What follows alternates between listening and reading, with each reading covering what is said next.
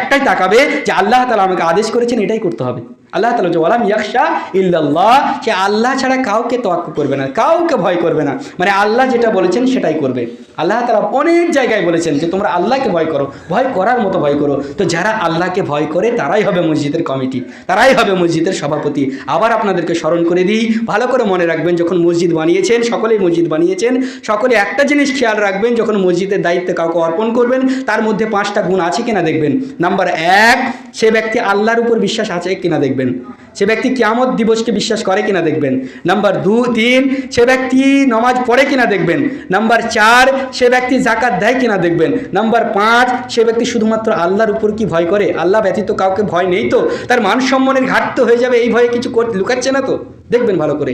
এই 5টা গুণের গুণান্বিত হলে তাকে নির্দ্বিধায় আপনি মসজিদের সেক্রেটারি, মসজিদের সরদার দিয়ে দেন, মসজিদ হিফাজত থাকবে, শরীয়ত হিফাজত থাকবে, আল্লাহ তাআলার আইনকে